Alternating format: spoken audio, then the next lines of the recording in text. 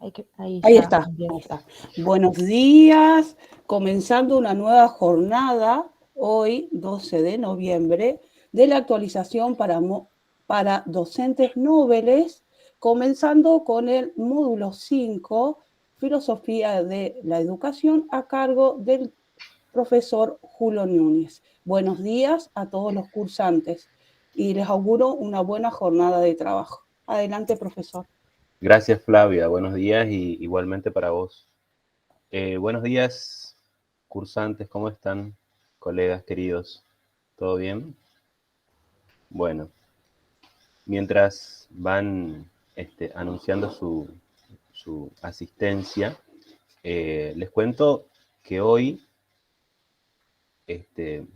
los voy a acompañar yo con esta parte de la clase hasta las 9 de la mañana, y a partir de las 9 van a comenzar a tener clase con la profesora Maricela Alfonso.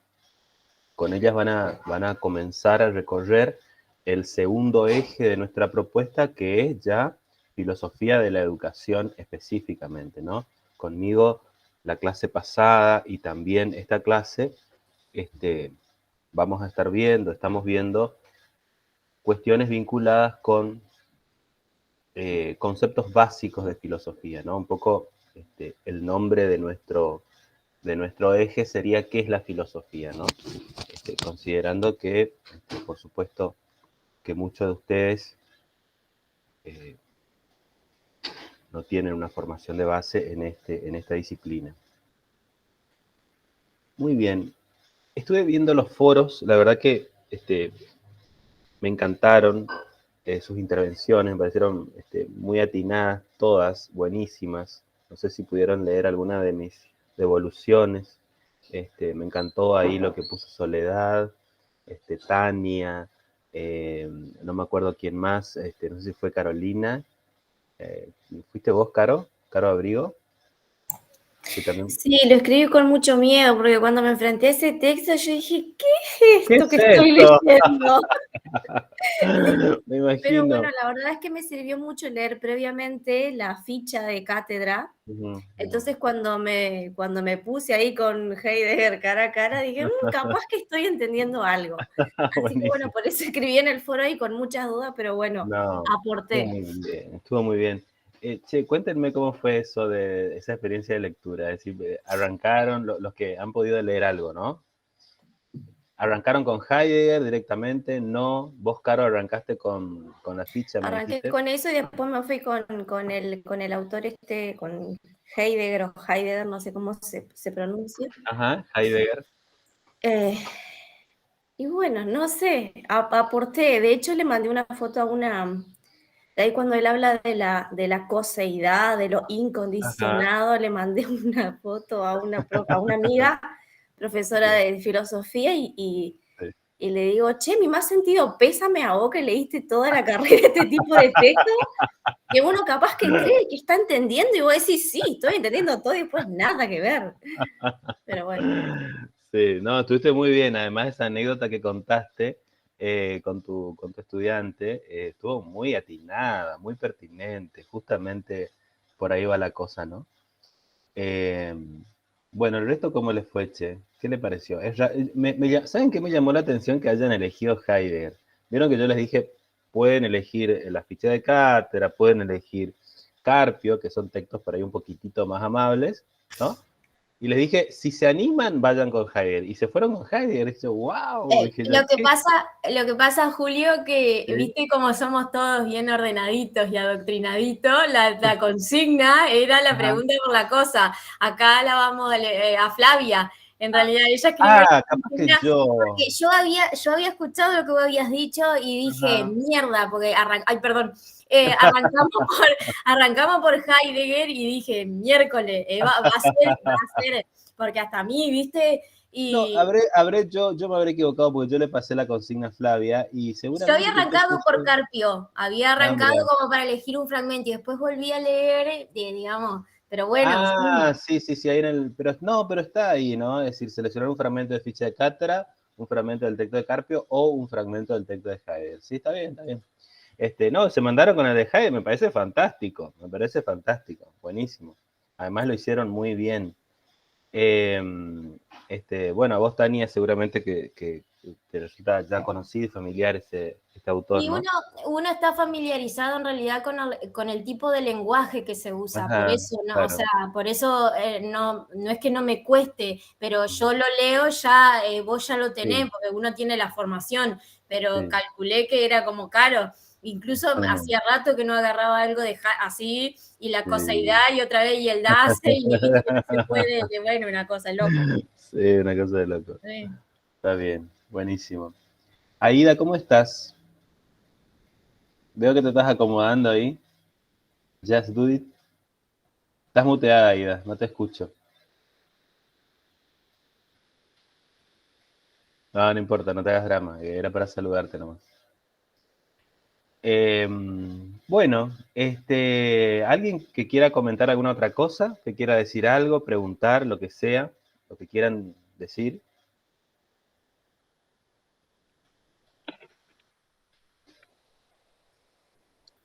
Odio a Carpio. Ay, me muero. Te unís al club de los odiadores de Carpio. Sí, ¿Por y qué, eso Aida? Contanos. no eso que entré tarde. No, porque me costó engancharme, después me enojé con Sí. Zenón y el movimiento y me tenía Ay, no, cansada. me muero, me muero.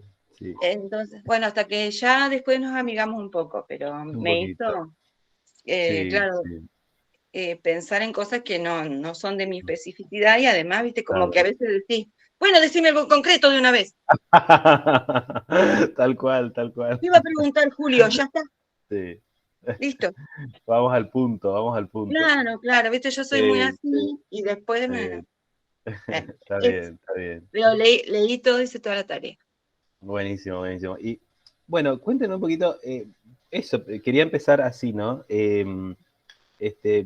tenían dudas, les quedaron dudas, preguntas, por ahí en el encuentro con el texto les surgieron algunas preguntas que quieran compartir.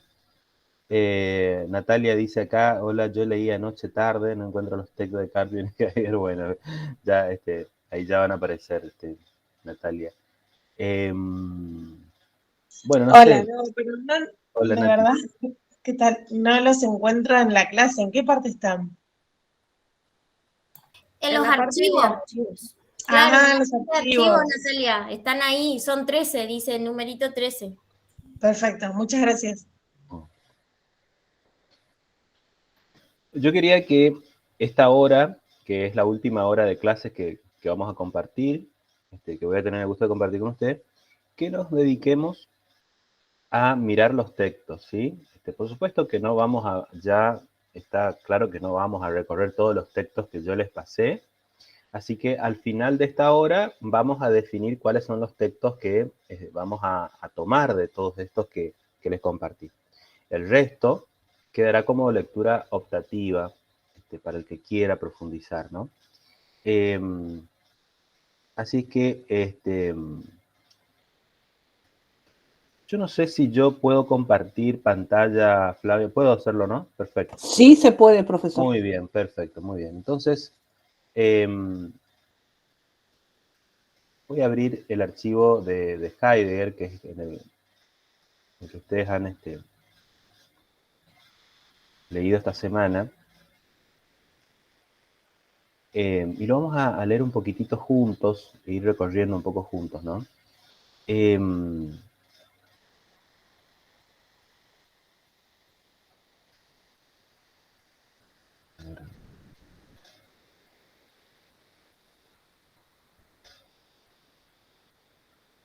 No me está saliendo la opción de compartir.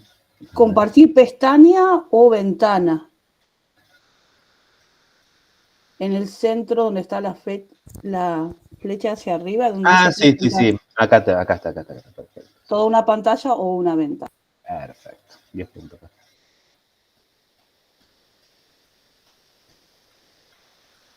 Bueno, ahí están viendo el texto de Heidegger, ¿no?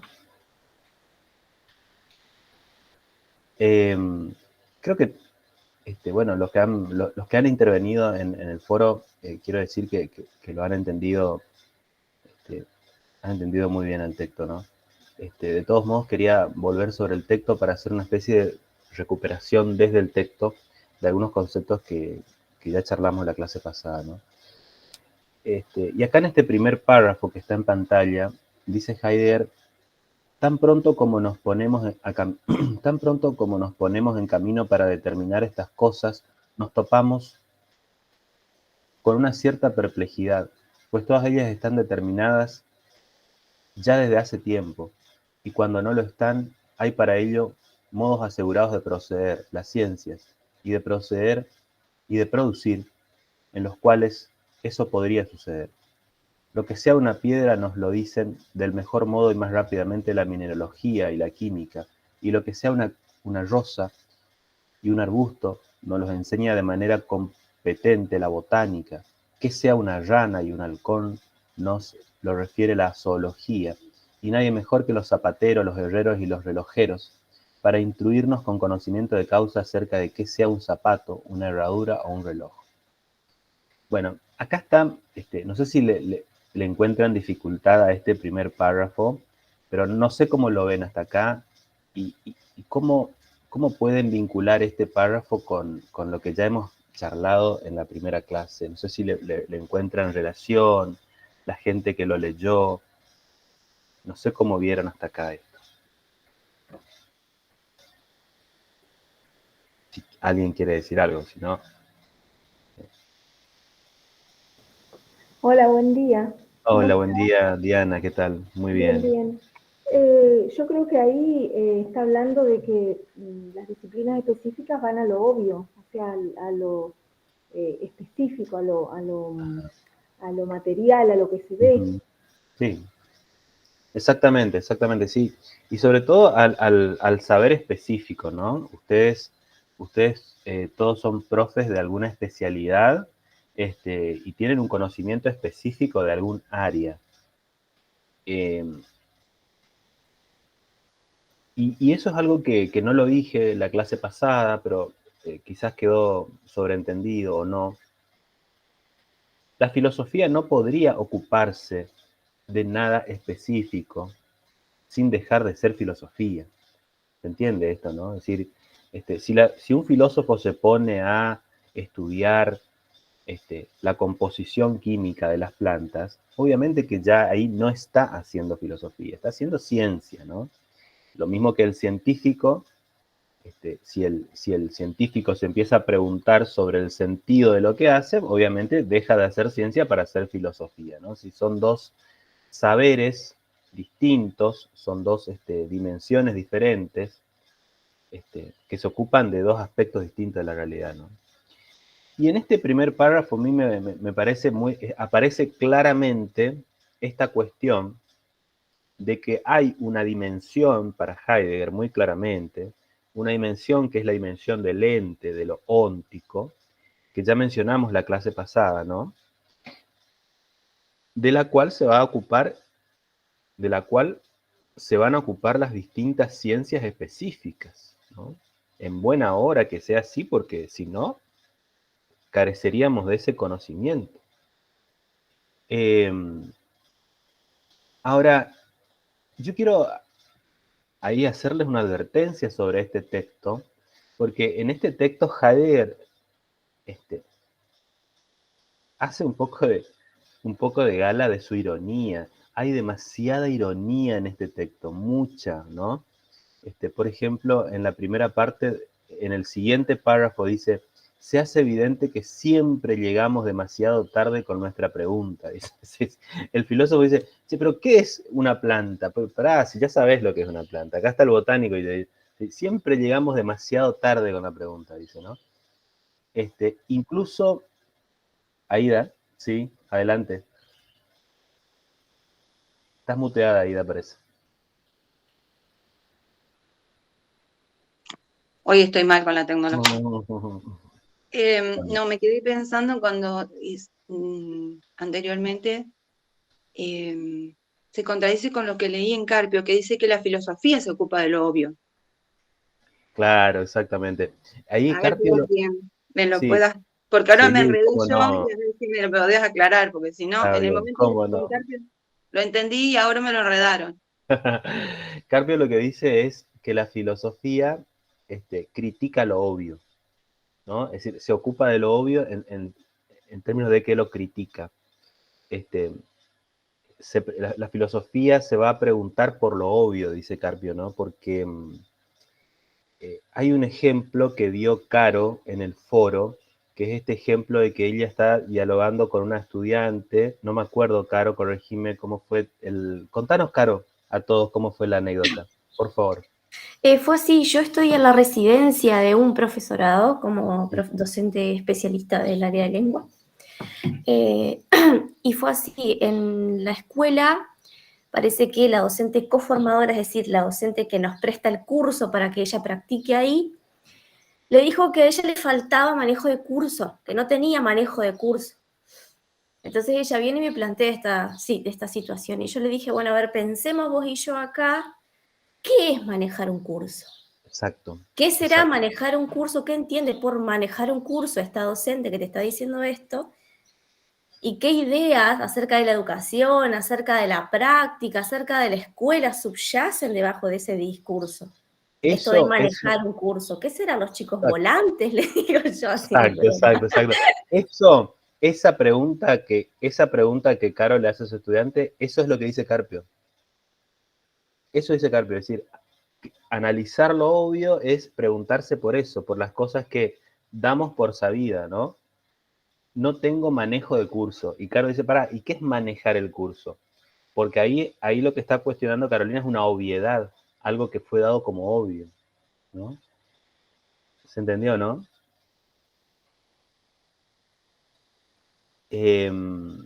Ahora, el discurso científico es un discurso que todo el tiempo está usando obviedades, porque necesita usar obviedades. ¿Por qué el discurso científico necesita usar obviedades? Porque obviamente hay una comunidad científica, hay un acuerdo sobre ciertas nociones que no se cuestionan, ¿no? Es decir, hay una necesidad y qué sé yo, es aceptable, ¿no? Ahora, el trabajo de la filosofía pasa por hacer eso que la ciencia no hace, que es cuestionar lo que la ciencia da por obvio, ¿no?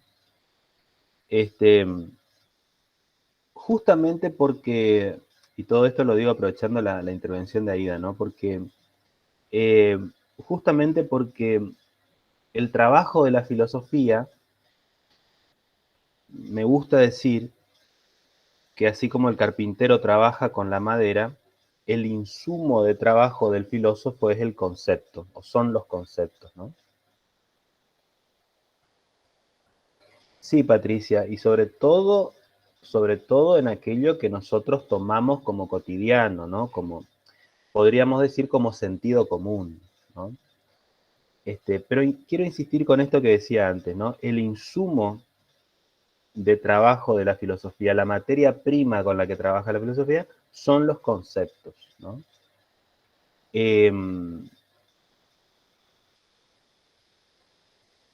Y como dijimos la clase pasada, cuando hablamos de conceptos, estamos hablando de el significado de una cosa, lo que define a una cosa, ¿no? Lo que la hace ser eso y no otra.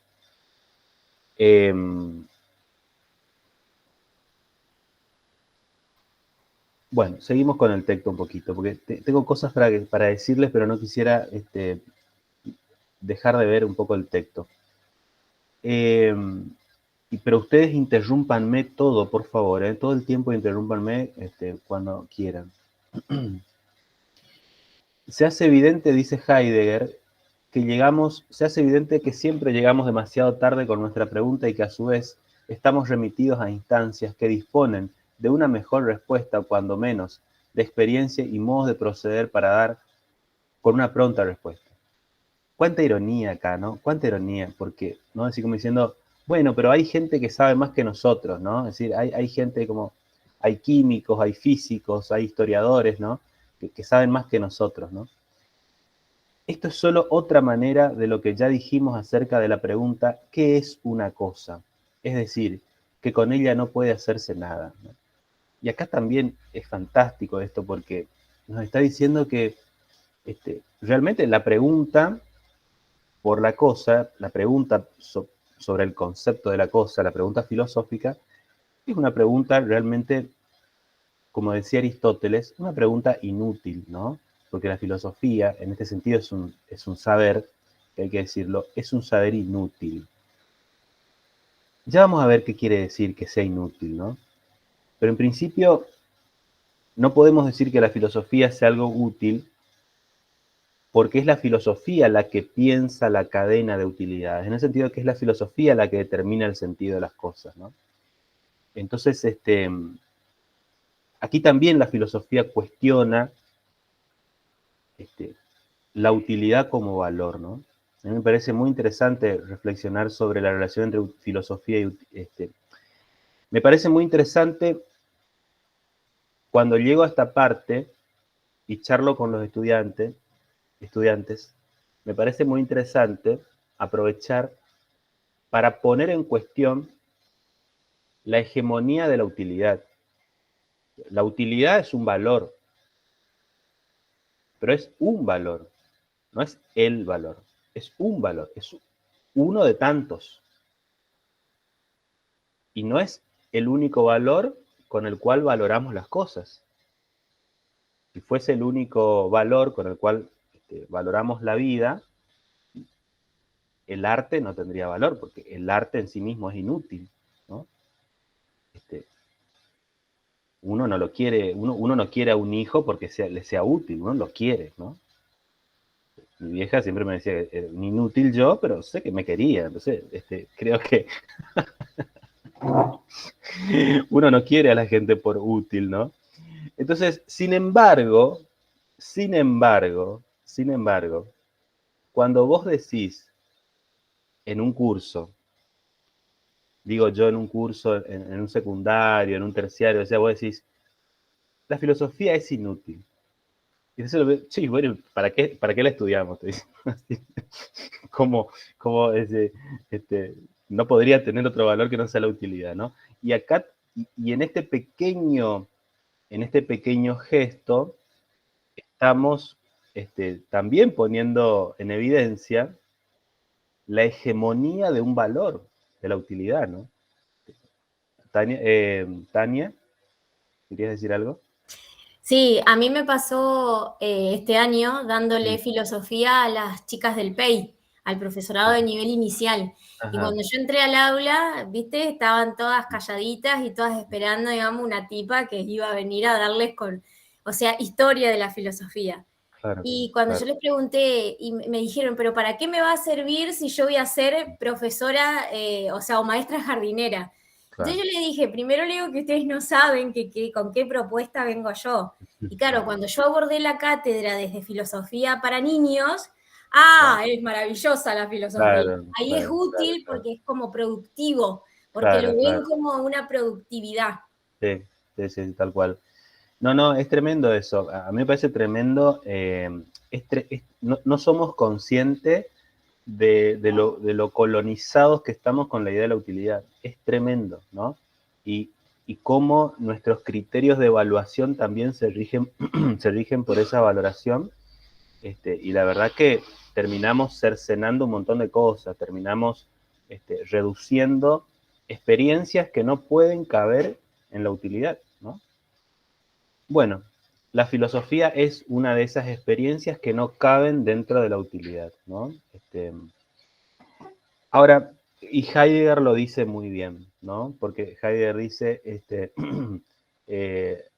ya dijimos acerca de la pregunta que es una cosa decir que con ella no puede hacerse nada, porque no vas a hacer, qué sé yo, producir algo cuantificable con esa pregunta, ¿no? Al contrario, con esa pregunta te vas a demorar allí, ¿no? Es decir, después dice Heidegger, pero en tanto que pretendemos dilucidar esta pregunta, y esto además en relación con las cosas que nos son más cercanas, es necesario aclarar qué es lo que nosotros, a diferencia de la ciencia, queremos saber, ¿no? Y aquí, después de decir las bondades de la ciencia, dice, bueno, pero acá nosotros vamos a decir qué es lo que nosotros queremos saber de la cosa, a diferencia de ellos, ¿no?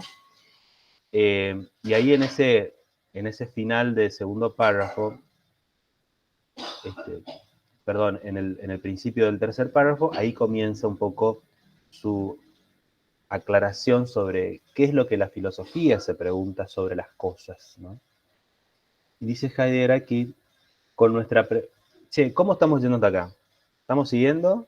¿Sí? ¿Todo bien? ¿Alguna duda, comentario? ¿No? Bueno, dice Heidegger entonces, con nuestra pregunta, ¿qué es una cosa? No queremos aparentemente saber qué es un granito, un guijarro, una piedra caliza o una piedra arenisca, sino más bien, ¿qué es la piedra en tanto que cosa? Esa expresión al final, en tanto que, se refiere justamente al concepto de la cosa, al ser de la cosa, ¿sí? No a la cosa particular, sino en tanto que. Esa,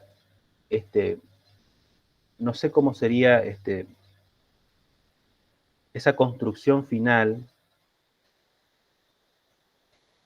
ese conector en tanto que nos está remitiendo al concepto, como que nos está devolviendo a la cosa, pero en tanto concepto. ¿No? Julio, por Sí. ahí Caro, que es profe de lengua y literatura, porque viste que la forma, viste que nosotros estamos acostumbrados como que parece otro tipo de lenguaje, y la gramática, por eso es que a veces se hace tan difícil. Por ahí ella capaz que nos puede aclarar ese en tanto que, cómo se ve gramaticalmente, como para, no sé, digo. Buenísimo, me encanta, me encanta. Claro, ¿qué puedes decir al respecto? Te tiramos la pelota a vos. Acá estoy. A ver, ¿qué responsabilidad, Grise? Yo ni sé si entendí este texto. Perdón. No sé, No. Brice, para mí ver este tipo de conectores en tanto que la verdad es que yo lo uso un montón. No sé Mira. si es tan raro. Escuchá, ¿y cómo lo usás? ¿Y cómo lo usás? Para decir que lo usás. A ver, por ejemplo,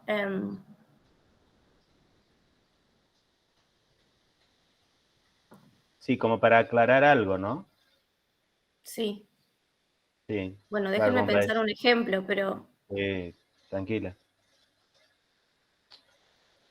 bueno, ya se me va a ocurrir, pero Dale. no, Brice, en el marco de este texto yo no puedo explicar nada, ¿eh? No, solamente, pero eso que dijiste ayuda porque vos decís que lo usás un montón. No sé si, yo también lo uso mucho, ¿eh? En tanto que, dado que, uso mucho el dado que, yo, después de una coma, dado que. Yo lo suelo usar mucho para aclarar cosas, ¿no? Claro, para aclarar, sí, sobre el sentido que le estás dando. Exacto. Eso. Fíjate que acá Heidegger no está sumando información nueva, sino que nos está remitiendo a lo que habló anteriormente, ¿no? Es decir, la cosa, en tanto que cosa, dice, o sea, nos devuelve a la cosa de lo que habló anteriormente. Es decir, está queriendo poner el acento en otra dimensión de la cosa, que es la dimensión conceptual, ¿no? La dimensión del ontológico. En Carpio también aparece esta expresión. Los que leyeron Carpio van a ver que aparece mucho la expresión en tanto que cosa. El ente en tanto ente, dice Carpio, ¿no? El ente en tanto ente, ¿no? Que es lo mismo, ¿eh? Es lo mismo. Dentro de la tradición heideggeriana, no queremos saber cómo son en cada caso los musgos, los helechos, las hierbas, los arbustos, los árboles, y cómo se diferencian, sino saber qué son las plantas en tanto que cosas, y lo mismo nos ocurre con los animales. Tampoco queremos saber qué son unas tenazas, a diferencia de un martillo, qué es un reloj a diferencia de una llave, sino saber qué son estos útiles y herramientas en tanto que cosas. No obstante, ¿qué quiere decir esto? No es sin más evidente. Incluso, si admitimos que tal pregunta puede realizarse de esta manera, parece claro que aún habría de cumplirse con una exigencia, que para dar con qué sean las cosas nos atengamos a los hechos y a su observación exacta. Lo que sean las cosas no puede pensarse sentado frente a un escritorio ni prescribirse con discursos generales. Únicamente se decide en los laboratorios de investigación científica y en los talleres.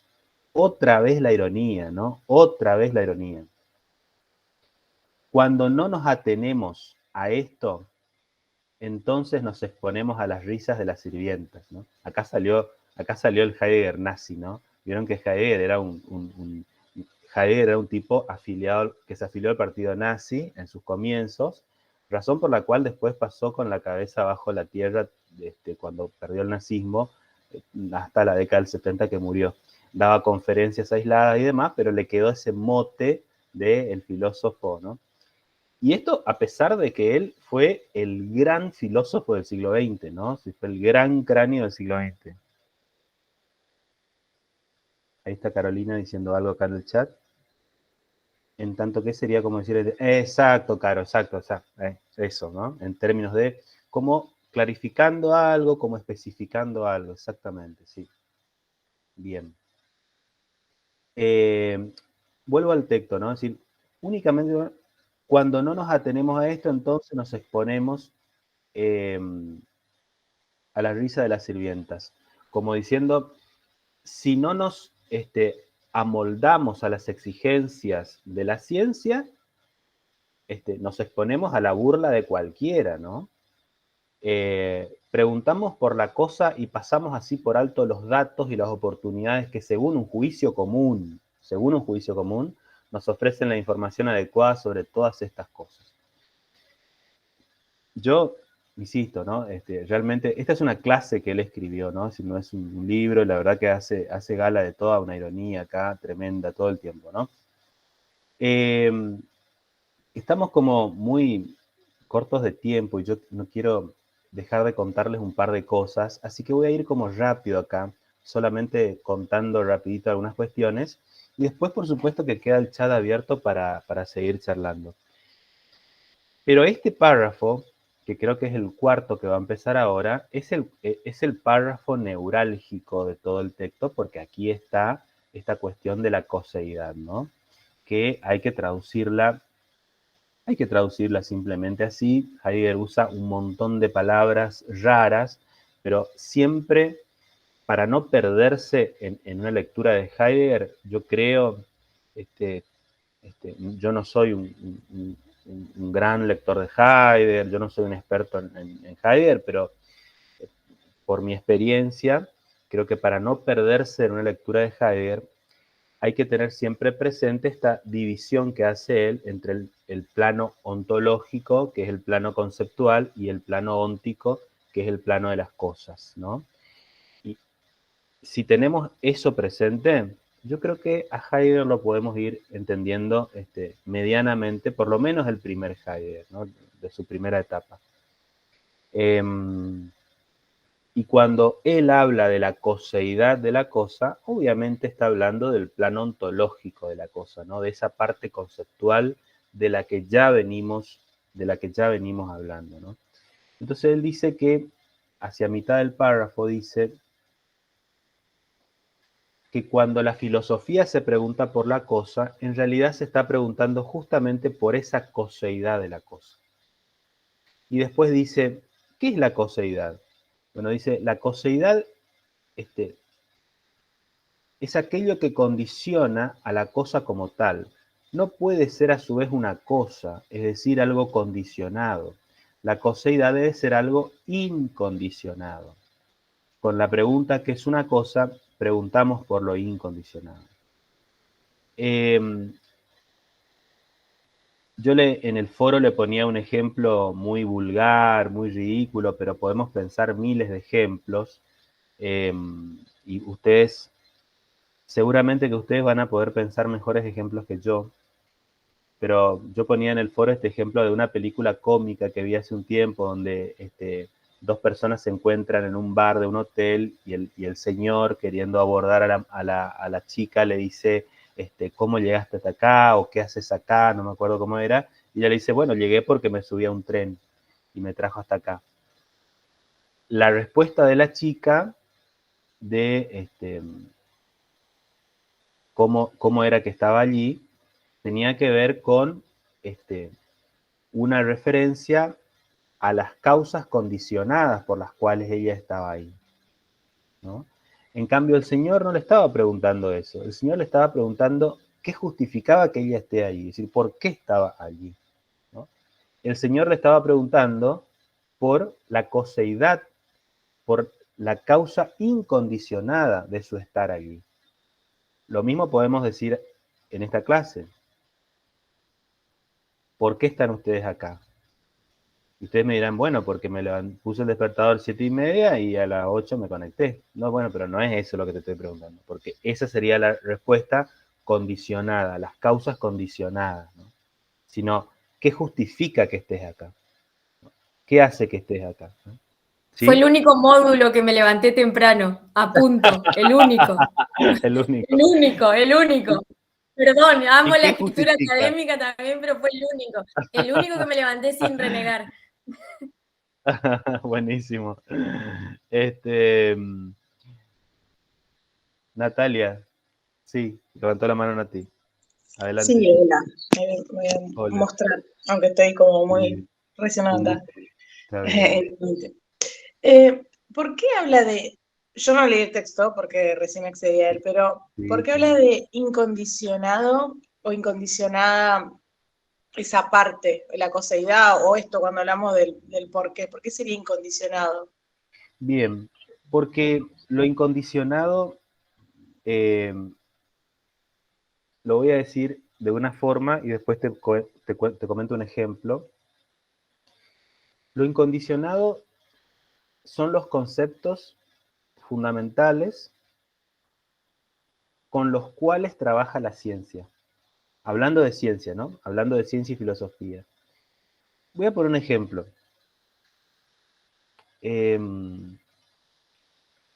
Bueno, hay varios ejemplos, algunos ya los mencionamos la clase pasada, ¿no? Pero hay un ejemplo que a mí me conmueve mucho. Me pasó hace unos años que tuve que armar una, ¿cómo se llama? Efemérides. Yo di clases en un 6º año de secundaria. Y tuve que armar unas efemérides y me tocó el mes de junio, si mal no recuerdo. Y justo me tocó, y el colegio donde yo trabajo, ese colegio es bastante derechoso y bastante conservador, es un colegio privado. Y justo me tocó a mí la semana en donde se conmemoraba el orgullo por la diversidad sexual, ¿no? Es decir, no me tocó algo más cómodo. Así que me puse a mirar por qué se celebraba eso. Hay como varias celebraciones, son en varios meses, creo que en abril se celebra otra cosa, hace poco, ¿no? Fue otra conmemoración, pero en junio hay una celebración especial por la diversidad sexual, porque se conmemora que la Organización Mundial de la Salud quitó de la lista de enfermedades a la homosexualidad en 1990. Recién en el año 1990, es decir, lo digo de otra manera, hasta el año 1990, la homosexualidad era una enfermedad que tenía que ser curada, según la Organización Mundial de la Salud. Entonces, obviamente que desde ese organismo internacional se legitimaban todo tipo de papers y de investigaciones científicas sobre cómo curar esa enfermedad. ¿Me estás siguiendo? Entonces, un médico se preguntaba por esos años, che, vamos a investigar a ver cómo curamos esto. Esa es una pregunta sobre una causa condicionada, porque vos te estás preguntando cómo curar esta enfermedad. Entre paréntesis quiero decir, vieron que hay un médico de apellido Albino, ¿cómo es que se llama? Ustedes me dirán, este señor que, bueno, hay un médico argentino muy famoso, ya me va a salir el nombre, a ustedes lo recordarán, que sigue insistiendo y sigue considerando como que la homosexualidad es una desviación, ¿no? Es una enfermedad. Bien. Los médicos por aquellos años, obviamente, que investigaban, indagaban en posibles soluciones para esta enfermedad. Ahora, a partir del año 90, la Organización Mundial de la Salud quita a la homosexualidad de la lista de enfermedades y la conceptualiza como una preferencia sexual. A partir de ese momento, deslegitimó todo tipo de investigación científica que tienda a resolver esta enfermedad que ya dejó de ser enfermedad. ¿Se entiende lo que quiero decir? Es decir, lo incondicionado del asunto era entender a la homosexualidad como enfermedad o entenderla como preferencia sexual. Eso vendría a ser lo incondicionado. Todo lo demás es condicionado. Bien, lo entiendo. Le llamo incondicionado porque condiciona la cosa, pero no porque esté Exacto. incondicionado en sí mismo. ¿Se entiende lo que mi pregunta, dónde iba? Mi pregunta es ¿cómo puede estar incondicionado el concepto si somos sociales y estamos condicionados? O sea, los conceptos están condicionados también.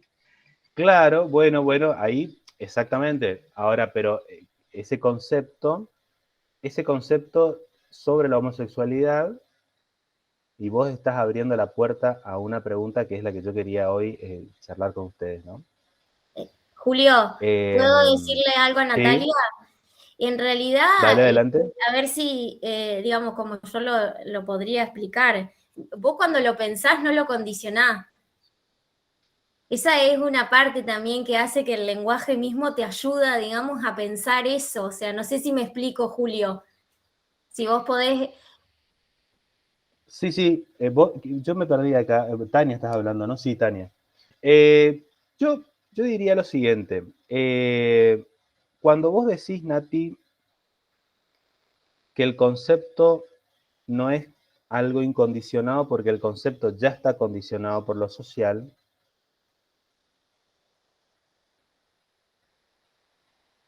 estás asumiendo una cualidad del concepto. Y esa cualidad es incondicionada. Te voy a decir por qué. Y acá me meto ya en el tema. Tenía ganas de demorarme más, pero ya me meto a partir de la intervención de Natalia.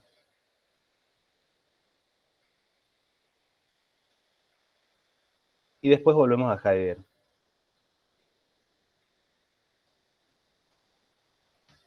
Está claro hasta acá que hay un concepto fundamental que le asigna un sentido a las cosas. Está claro que Heidegger le llama a ese concepto incondicionado. Está claro que ese concepto incondicionado condiciona a todos los demás. Ahora, la pregunta que podemos hacernos a esta altura, que me parece que ya estamos demandando hacernos esta pregunta, es: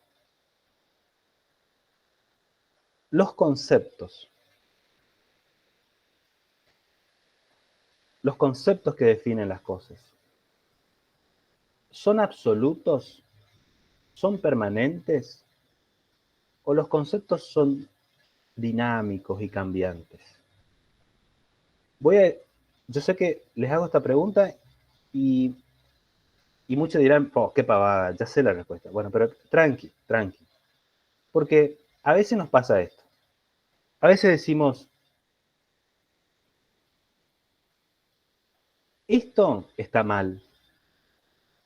A veces decimos así, esto está mal.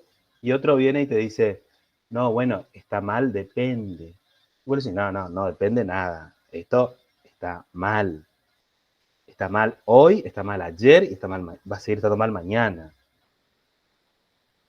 Bueno, cuando asumimos esa posición en la vida, estamos considerando que hay conceptos que son absolutos, que no cambian, que son innegociables, que no son culturales, que no son sociales, son.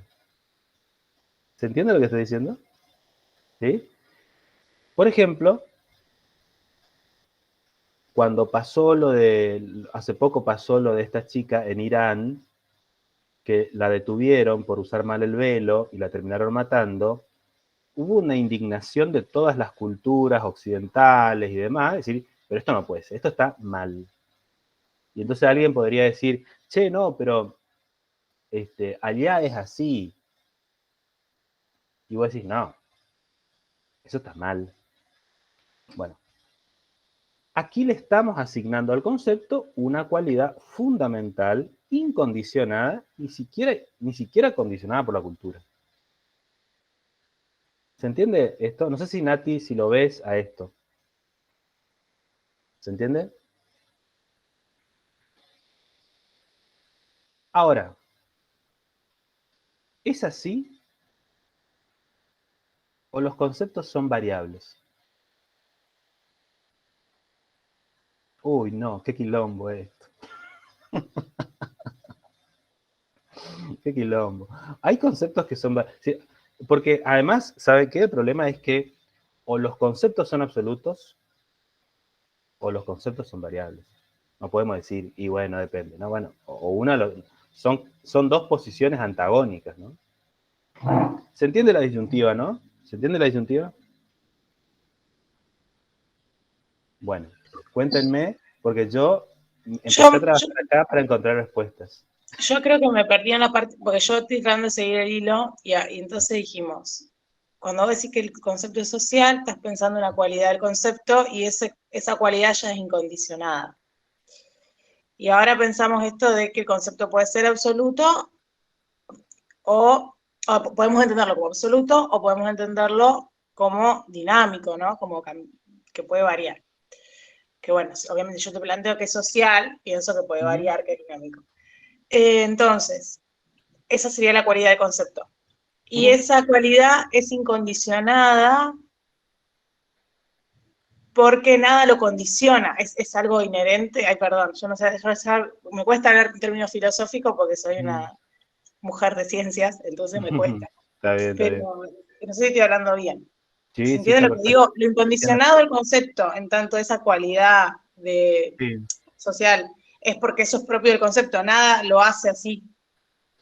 Claro, porque vos pensás el concepto de las cosas asignándole la cualidad que quieras. Si vos me decís, para mí el concepto es cultural, para mí el concepto de las cosas es social, vos le estás asignando una cualidad fundamental al concepto ahí. Y le estás asignando una cualidad que es incondicionada, porque es el sentido que le estás asignando al concepto. Eso es lo que va a determinar todo lo demás. Eso va a determinar tu posición moral frente a la vida, tu posición sobre las verdades de las cosas.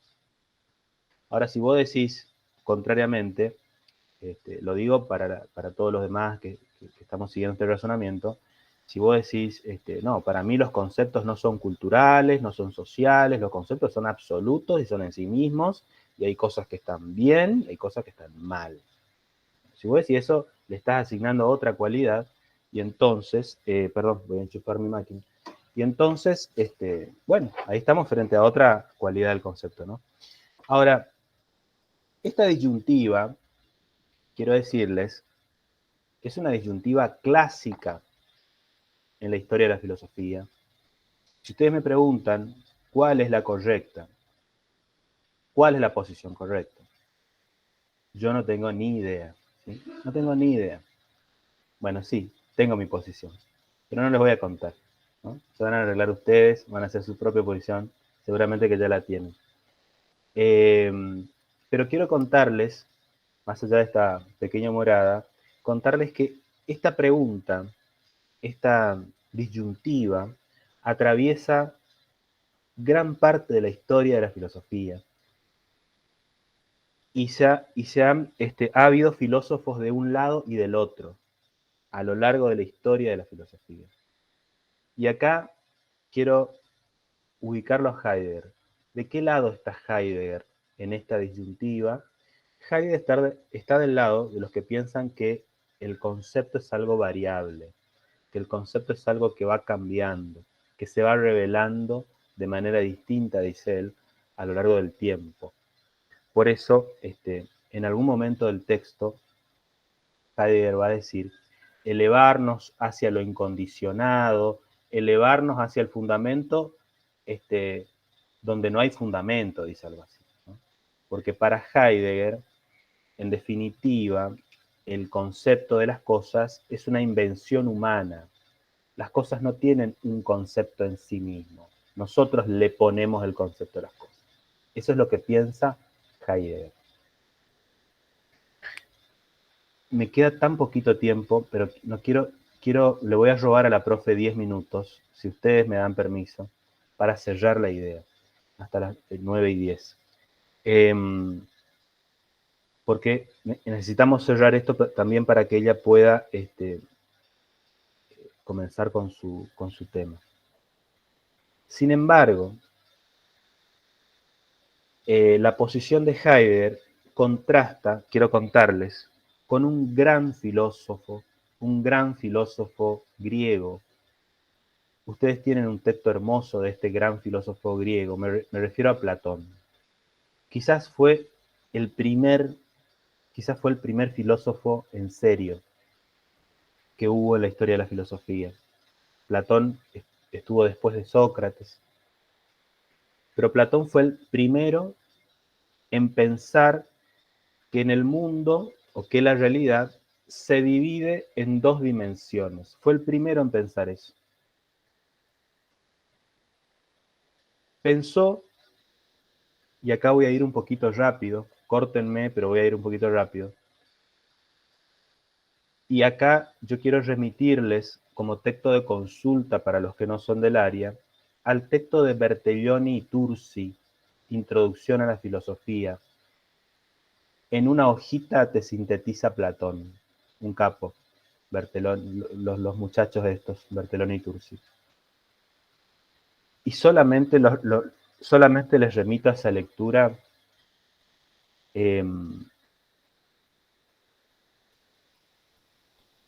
para que puedan ver bien el planteo de este gran filósofo.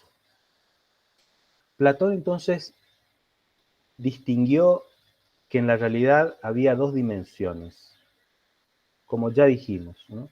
Una dimensión que él va a llamar mundo de las ideas o mundo inteligible, que es el plano del concepto, y un mundo sensible, que es el plano de las cosas. Ven ustedes que si ya entendimos la diferencia entre ser y ente, ahora entendemos todo. Platón hace esta distinción, y es el primero que la hace.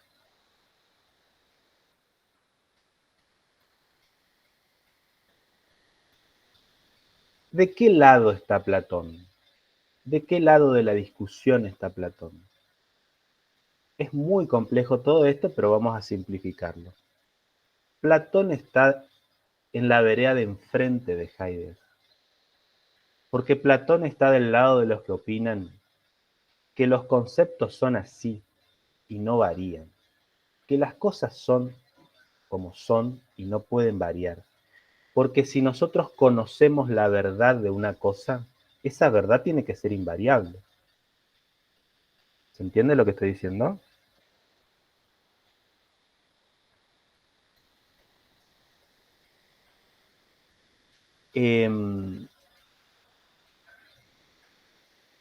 Entonces, aquí Platón, córtenme por favor si no se entiende algo de lo que digo, porque esto es como muy clave para linkear con lo que viene.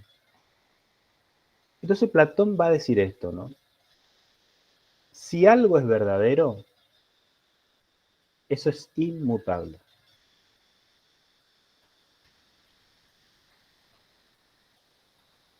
Y yo en el aula suelo hacer un pequeño ejercicio, con mis estudiantes, un pequeño ejercicio mental. Les suelo decir, ¿qué es lo real? Les digo. Una pregunta tranqui.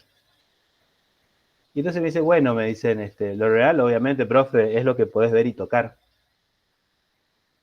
Bueno, esta mesa que estoy tocando, les digo, ¿es real? Obviamente, profe. ¿No ves que hace ruido cuando le tocas? Bien. Pero esta mesa que estoy palpando, dentro de 50 años, ¿va a seguir siendo lo que es? Y no, profe. Claro, Gino, exactamente, ¿no? El aire, ¿no? Sería lo real. Me dicen, no, profe, esa mesa va a estar toda rota dentro de 50 años. Y entonces le digo yo, ¿y el concepto de esta mesa? ¿Va a estar roto también? No. Y entonces le digo yo, ¿qué es lo real? ¿La mesa o el concepto? Chao. ¿Qué piensan ustedes? ¿Qué piensan ustedes? Nada, Y nada. bueno, y ahí me dicen, el concepto, profe, me dicen, ¿no? Y ahí yo les digo, no tengo idea, chicos, no tengo Claro, idea. No sé, no es que sé no qué. sabés. Sí. Bueno, bien. ¿Qué les quiero plantear con esto? Les quiero plantear que la pregunta filosófica sobre qué es lo real es una pregunta filosófica. Por lo tanto, vos podés tomar la opción de decir, bueno, lo real es lo que veo y toco, o lo real es el concepto. Siempre podés decidir. Siempre podés decidir. Y la decisión que tomes parece tonta y parece muy abstracto lo que estoy diciendo, pero es muy concreto. Porque si lo llevamos al plano de la política, ¿qué hay que cambiar primero? Ahí ya van aquí, ¿no? ¿Qué hay que cambiar primero? ¿Hay que cambiar las condiciones materiales de vida de los pueblos? Entonces lo real es lo material, como decía Marx, o hay que cambiar las ideas de la gente. O hay que cambiar, ¿qué hay que cambiar primero? ¿Qué es lo real? La pregunta ¿qué es lo real? Tiene consecuencias concretas, ¿sí? Nati, perdón, decime. No sé si, Adelante. no sé si lo voy a poder formular bien, porque como fuiste hablando después, un poco se me perdió la idea y otro poco. Dale, No, porque mi perdón. pregunta de lo real era, si entonces, ¿qué es lo real más allá de lo que es? ¿Cuál es el criterio de realidad? Exacto, esa es la pregunta. Cruzando la locura. ¿El criterio de realidad sería que no varía? Porque digo, cuando esto, ¿qué es lo que no, el concepto, si el concepto no va a variar, entonces, Claro, volviendo a Platón, ¿no? sí, Yo me fui un poquito por las ramas porque quería, en realidad lo que quería llegar a decir era esto. ¿Cuál va a ser la respuesta de Platón? ¿No? Porque llegados a este punto, que ya no sabemos dónde estamos parados, ¿no? Y ustedes me dicen, bueno, ¿y para vos qué es lo real? Y yo les digo, no tengo idea. Bueno, pero pará, tranquilos, tranquilos. Acá tenemos a alguien que sí sabe.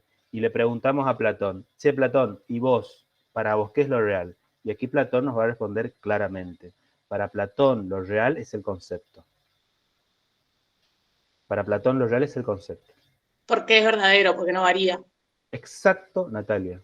Y Exacto. para Heidegger, Para Heidegger, para Heidegger, para Heidegger va a seguir siendo, la realidad va a seguir estando definida por el concepto. Lo que pasa es que el concepto va a tener otras características, porque para Heidegger el concepto es mutable, es cambiante. Entonces, para Heidegger, la realidad misma es dinámica. El sentido de la realidad es dinámico. Pero para Platón, la realidad no es dinámica, porque la realidad es esta, ¿no? ¿Se entiende, no? Entonces, la opción de Platón es muy, muy clara. La realidad para él es lo conceptual. Corta la bocha, digamos, como dicen en la tele, ¿no? Entonces, acá viene la otra cuestión. Acá viene la otra cuestión, que es una pregunta que hacen los estudiantes, ¿no? Obviamente, uno a esta altura dice, ahí Jonathan está diciendo algo, ¿qué o quién le da veracidad al concepto? Por lo tanto, ¿eso no afecta a la realidad? Jonathan dice, se dice que la realidad es lo que nosotros percibimos, lo que acontece alrededor. Digo esto porque... ajá. Bueno, otra vez aquí la cuestión de...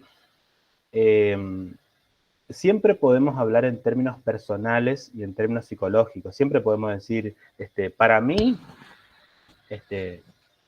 siempre podemos decir lo que a mí me pasa con la realidad. Siempre. Siempre podemos decir qué me pasa a mí. ¿Qué me pasa a mí con Gran Hermano? ¿Qué me pasa a mí con Gran Hermano? Siempre puedo hablar así.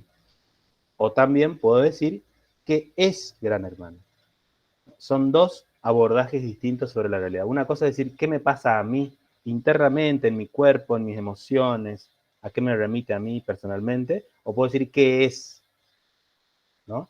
Y la pregunta filosófica, el abordaje filosófico siempre va a tener que ver con qué es, no con qué me pasa a mí. Porque ese qué me pasa a mí es una cuestión psicológica. ¿Se entiende, no? ¿Qué le da veracidad al concepto? Bueno, es decir, pasa que el concepto es una opción, Gino. Es una construcción, es una definición de la realidad. Ahí yo te podría preguntar, ¿y qué se entiende por veracidad? Porque cuando vos decís qué le da veracidad al concepto, vos estás suponiendo un concepto que es el concepto de veracidad. Como te darás cuenta, todo el tiempo no podemos escapar de los conceptos. Cuando enunciamos algo sobre el mundo, estamos usando conceptos. Y los conceptos son materia filosófica. Ahora, no sé si se entiende o interrumpan, por favor. Soledad, adelante. Sí, yo quería comentar algo. Ahí Sí. puse, tengo un hijo de 5 años Ah, que me hace preguntas, y muchas, filosóficas todo el tiempo. Y una de las preguntas que me viene haciendo hace ya bastante, y trato de, pero cuesta, es sí, qué es lo real. Me ha preguntado si esto es la vida real o si esto es, qué es real, ¿no? O sea, se pregunta por la realidad o por lo real, o lo que no es real. También hablo de otras qué cosas bueno. como portales y demás, de otras dimensiones, pero bueno. Y bueno, y en ese sentido que recién decías que no podemos, ahí lo anoté porque me parece importante escapar de los conceptos, es cuando salimos a caminar y comienza a preguntarme, ¿no? Y bueno, ¿cuánta responsabilidad hay en las respuestas que Claro, le intento dar acerca de, porque él se pregunta sobre el mundo, sobre lo que claro, ve, sobre claro, todo, y claro, la pregunta está de, bueno, ¿qué le respondo a eso que me está claro, preguntando? claro. Y cuánta responsabilidad hay, porque cómo escapo de los conceptos, Sí, ¿no? tal cual, tal cual, De definirle, ¿no? Las tal cosas, cual. todo, digamos, Sí, que sí, sí, sí. pregunta, ¿no? No, no, es Eh, tremendo. Esto que decís, Sole, es grandioso porque da pie ahora la profesora Maricel Alfonso, que creo que ya está ahí conectada, va a tomar un poco esto que está surgiendo, porque justamente la infancia es tomada como concepto por la filosofía, obviamente, porque eso es lo que hace, y hay una cualidad de la infancia que está muy ligada a la filosofía, decía, la pregunta. En la infancia estamos como menos colonizados por un montón de conceptos previos, ¿no? También recuerdo anécdotas de mi sobrina pasando por la capilla con mi hermana y preguntándole quién creó todo, y mi hermana le decía, Dios creó todo, y le dice, y bueno, ¿y quién creó a Dios? Y mi hermana diciéndole, esas cosas no se preguntan. Me acuerdo. Ahora, siguiendo un poquito para cerrar esto, a ver si podemos cerrar de alguna forma. La pregunta que suelen hacer los estudiantes llegados a este punto, les decía, es ¿con qué necesidad hace Platón esta distinción? ¿Con qué necesidad? Hacía falta, ¿no? Ya estábamos complicados con una realidad y metió dos. Bueno, y un poco la respuesta es esta. Y esta es una respuesta que la da Deleuze, ¿no?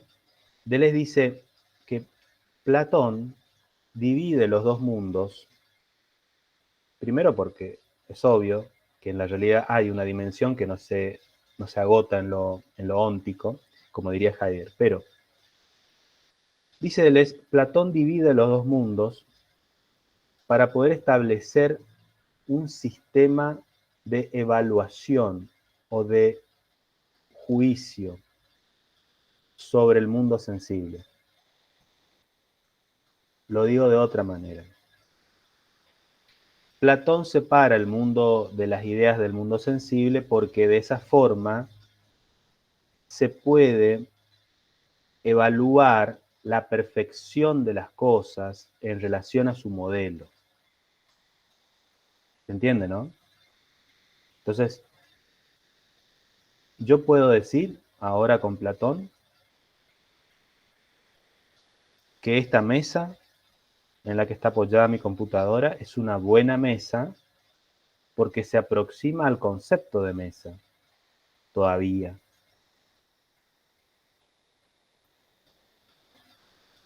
Ahora, dentro de un tiempo a esta mesa capaz le falta una pata o se rompe algo.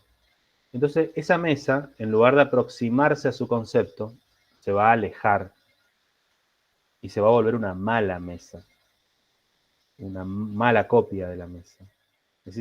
Entonces, esta distinción entre los dos mundos, lo que a Platón le permite establecer un criterio de evaluación.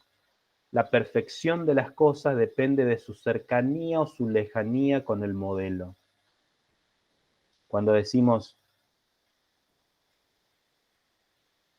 qué mala amiga que sos a alguien, le estamos diciendo, estás lejos del modelo de amiga.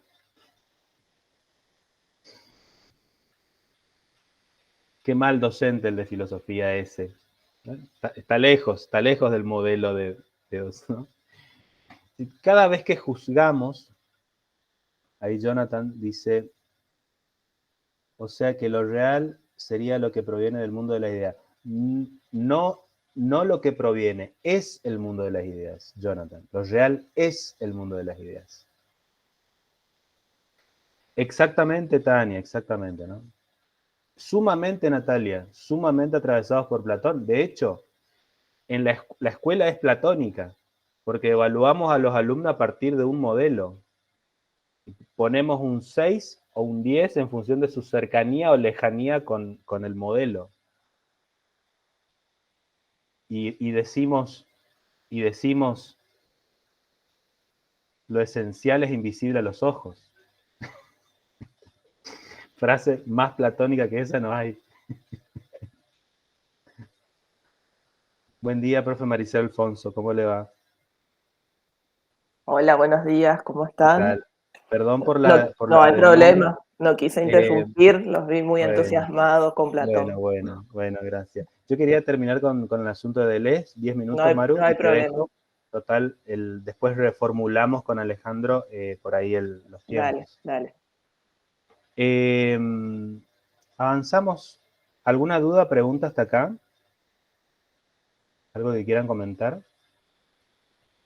Disculpen la velocidad con la que estamos yendo acá, pero quería dejar de... Ahora, dicho esto, tenemos ya que hay como dos grandes modelos. Vimos que los conceptos son lo incondicionado de las cosas. Después nos preguntamos si esos conceptos son absolutos o son cambiantes. Vimos que para Heidegger esos conceptos son cambiantes y vimos que para Platón ese concepto es absoluto. Ahora, hay toda una cosa de Platón allí. Yo les quiero invitar a leer, antes de abandonar Platón en estos poquitos minutos, yo les quiero invitar a leer después el texto del banquete, que me parece hermoso. Un fragmentito del banquete les dejé ahí, les dejamos en la bibliografía. Cortito les cuento, en 5 minutos. Una sola idea del banquete. Y lo dejamos a Platón y cerramos con otra cosa. En el banquete ustedes van a encontrar el relato escrito por el propio Platón sobre un grupo de amigos que se juntan a comer y a tomar y que ya borrachos en un momento se ponen a hablar del amor. Entonces el banquete se llama el banquete o del amor. Y se ponen a hablar del amor, es decir, del Dios amor. El Dios, la divinidad del amor, es el semidios llamado Eros.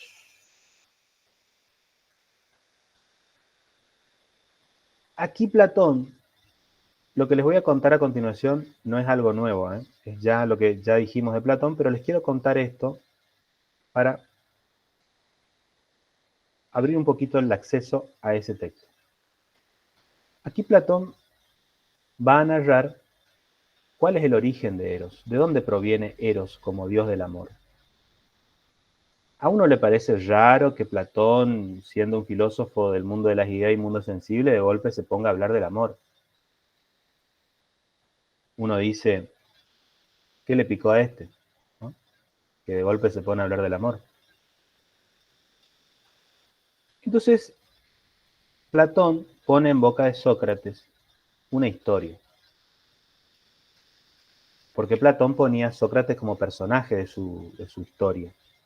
Y cuenta que Sócrates tomó la palabra en medio de la cena y dijo que todo lo que sabe del amor lo sabe porque se lo enseñó una mujer, una sacerdotisa del amor, que se llamaba Diotima. Es una de las pocas veces que aparece el nombre de una mujer en una obra de Platón. Y cuenta que Eros fue hijo de una divinidad, de una diosa que se llamaba Penia, que era la diosa de la pobreza, y de otra divinidad se llamaba Poros, que es el dios de la abundancia. Que Penia andaba detrás de Poros, que Poros no le daba artículo, hasta que en una fiesta Poros estaba borracho y Penia se aprovechó del pobre Poros. Pobre Poros.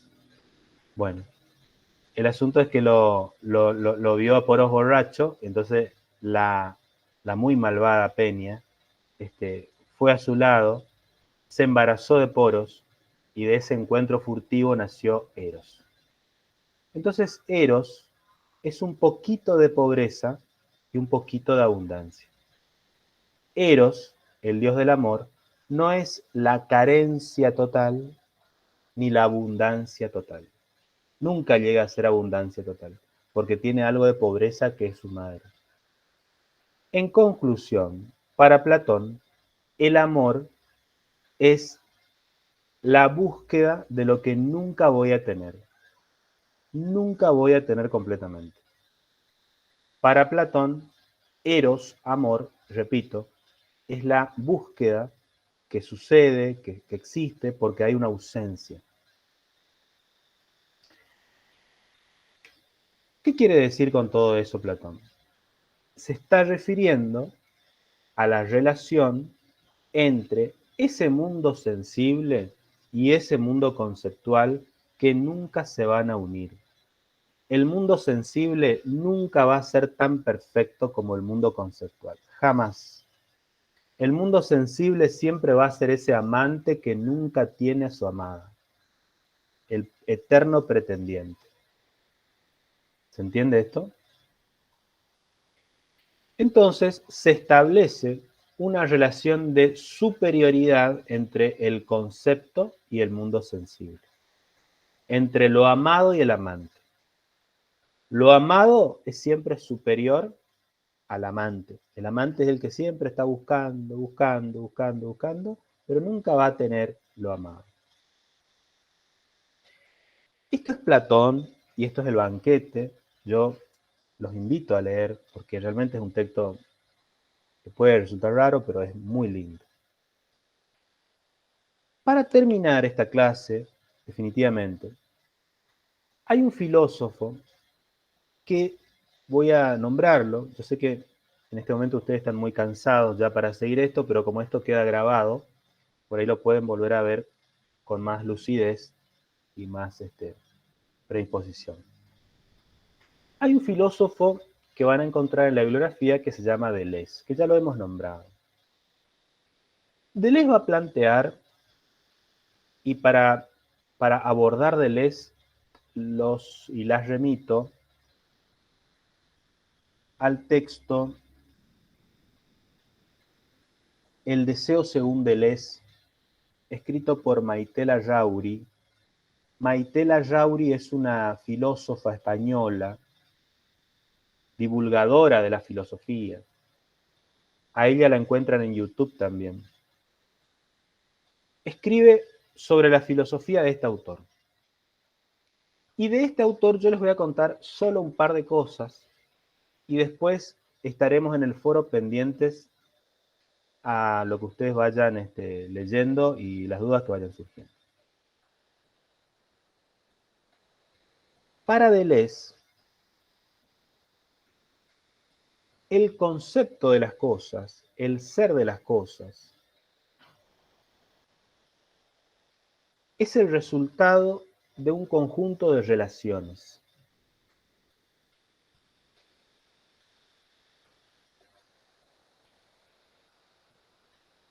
Entonces, el sentido o concepto de las cosas va a variar en función de las relaciones en las que se encuentran. Por ejemplo, nosotros, sujetos, va a decir Deleuze, los sujetos, las personas, nunca somos antes, nunca nos definimos antes de las relaciones que habitamos. Nos definimos en función de las relaciones que habitamos. Por ejemplo, en este momento ustedes devienen estudiantes y yo devengo profesor. Pero ustedes devienen estudiantes y yo profesor en esta relación en la que estamos. Terminamos esto acá, nos vamos a almorzar, qué sé yo, devenimos otra cosa. Entonces, para Deleuze, nunca somos, sino que siempre estamos deviniendo otras cosas en función de las relaciones. Esto supone que para Deleuze no hay nada que esté bien o mal en la vida, porque eso va a depender otra vez de las relaciones en las que se encuentra esa acción, ese hecho, esa decisión. No hay una clase buena y una clase mala. Hay clases buenas y clases malas. La propuesta, una propuesta de clase buena para un curso puede ser muy mala para otro curso, porque las cosas devienen en relación. Por lo tanto, desde esta perspectiva filosófica que es la de Deleuze, el criterio de valoración se vuelve un criterio relativo. Es relativo. Lo bueno, lo malo, lo verdadero y lo falso va a depender, insisto, del contexto. Y quiero terminar con esta última idea. En definitiva, solemos pensar que primero está el sujeto, que primero somos y que después nos relacionamos con el mundo. Para Deleuze es al revés. Primero están las relaciones y después está el sujeto. Porque el sujeto es el resultado de las relaciones en las que se encuentra. Entonces, si un chico de 12 años que se educó en un contexto marginal, padres drogadictos, delincuentes, obviamente el producto de ese conjunto de relaciones, lo más probable es que termine siendo alguien que siga por ese camino. Quiero decir, hay una subjetividad que se produce en los contextos. Para Deleuze. Entonces, la transformación de la realidad para Deleuze no pasa por transformar al individuo primeramente. Pasa por transformar los contextos. Pasa por transformar los contextos, las relaciones en las que es producido el individuo. ¿Se entiende, no? Lo estoy diciendo de manera muy sencilla. En Maite Larrauri van a encontrar algunas palabritas raras. Pregunten, consulten, que vamos a estar atentos a los foros. Clave, palabra clave en Deleuze es la palabra devenir. La realidad para él es un devenir, ¿sí? Y por supuesto, no hace falta que les diga de qué lado de la grieta filosófica está Deleuze, ¿no? Es decir, Deleuze está del lado de los que piensan que los conceptos son variables, dinámicos, ¿sí? Ahora, atención con esto, porque tampoco quiero que se termine pensando que para Deleuze todo vale. porque hay un límite, para Deleuze hay un límite. El límite es la vida. Los conceptos son variables, ok. Pero, che, Deleuze, ¿todo vale? ¿Todos los cambios valen? No, dice Deleuze, porque los cambios y las transformaciones conceptuales son buenas en tanto potencien la vida. En tanto sean transformaciones que despotencien la vida, que la destruyan, son malos. Ese es el criterio que tiene Deleuze. Criterio político, moral, político. Ahora, ¿qué es lo que potencia la vida y qué es lo que la despotencia? Eso es una aventura que cada uno tendrá que ir descubriendo en los contextos, porque no hay una respuesta universal a eso.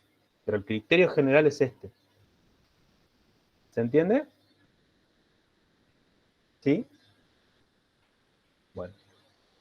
Bueno, ya no le robo más tiempo a la profesora Maricel Alfonso, que ya hace media hora que tendría que estar ahí. Así que bueno, profe, disculpe la extensión. No hay problema, Julio. Y ahora sí, me despido de todos. Espero que más o menos haya servido este recorrido como una entrada a la filosofía. Y bueno, seguimos en contacto por medio de los foros. Un gusto. Muchas gracias, Flavia. Gracias a los cursantes. Gracias, profe. Chao, hasta luego. Nos vemos. Bueno, buenos días, ¿cómo están? Bueno, me presento, mi nombre es Maricel Alfonso, trabajamos siempre en compañía de Julio, somos colegas de una institución, así que estamos acostumbrados a trabajar juntos. Y como él dice, siempre es importante esa primera parte y estos conceptos claves que él trabaja para poder adentrarnos a lo que es el campo de la filosofía de la educación, ¿sí? Ahí le habíamos dejado una clase con algunas ideas claves para poder pensar este campo de la filosofía de la educación. No sé si alguien tiene alguna noción de lo que es la filosofía de la educación, ¿sí? Ustedes se acercaron mucho, bastante con el profe Julio a lo que es filosofía, ¿sí? Hoy vamos a intentar pensar estos dos campos, por un lado la filosofía, por el otro lado la educación, para poder pensar en su conjunto justamente lo que es el campo académico de la filosofía de la educación. ¿Cuál sería la importancia de filosofía en educación? ¿Consideran que es importante? ¿No? Sí, algunas compañeras dicen que sí, sí. ¿Por qué será importante la filosofía en educación? Le da un sentido a la educación, dice Diana. Gracias, Diana. ¿Y qué sería un sentido a la educación? Bien, buscar el sentido. ¿Por qué? ¿Por qué hay que buscar el sentido a la educación?